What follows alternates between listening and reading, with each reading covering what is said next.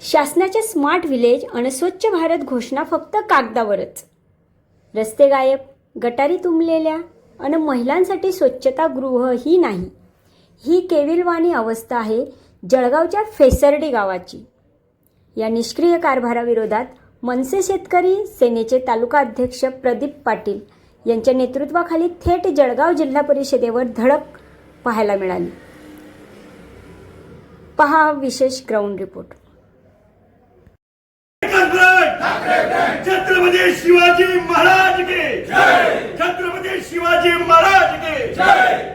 उद्धव साहब, राज साहब तुम आगे बढ़ो, हम तुम्हारे साथ हैं. उद्धव साहब, राज साहब तुम आगे बढ़ो, हम तुम्हारे साथ हैं. जय जय जय जय जय भवानी, जय जय जय जय शिवाजी. जय जय जय जय जय भवानी, जय जय जय जय जय शिवाजी. भारतीय संविधानाचा जय हो.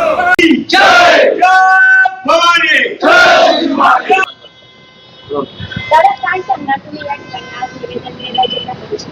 जळगाव तालुक्यातील पेसर्डी गाव ग्रुप ग्रामपंचायत नन्नगाव पेसर्डी गावामध्ये गावात प्रवेश करताना गावात लाईट नाही आहेत, तर सर्वांना अंधारामध्ये प्रवेश करावा लागतो. दुसरी गोष्ट, ज्या गावात गटारी आहेत तर अर्ध्या गावात गटारी नाही आहेत, तर बाकीच्या गटारी आहेत त्याचे चॉकअप झालेले आहेत. तर त्या गटारीमध्ये पाणी नाही पण रोडवर पाणी वाहत नाही, अशी आमच्या गावाची अवस्था झालेली आहे. तर सर्व लोकांना पाण्याचा सामना करावा लागतोय.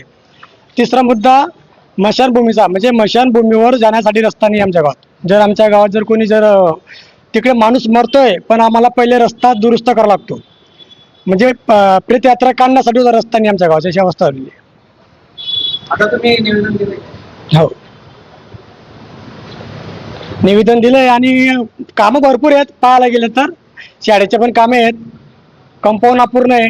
4-5 वर्षापासून शाळेचे कंपाऊंड सुद्धा अपूर्ण आहे आमच्या गावाची, अशी अवस्था आहे. तुमची मागण्या काय?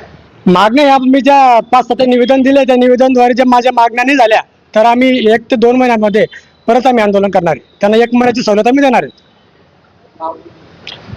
महाराष्ट्र नवनिर्माण शेतकरी सेनेचे प्रदीप पाटील, तालुका अध्यक्ष.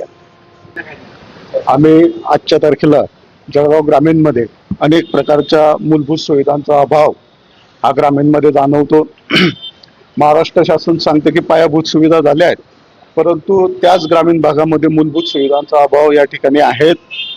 अनेक गावांमध्ये स्मशानभूमी आहेत, त्या स्मशानभूमी सुद्धा मोडक्या स्वरूपामध्ये आहेत आणि जायला रस्ता, त्या ठिकाणी अंतिम सत्य हे मृत्यू असतं, परंतु हे अंतिम सत्यही आहे की त्या शेवटच्या क्षणाला सुद्धा माणसाला आयुष्यभर तर रेटाखेटा खावाव्या लागतात, परंतु शेवटच्या क्षणाला सुद्धा त्याला जाण्यासाठी रस्ता हा मुबलक नसतो.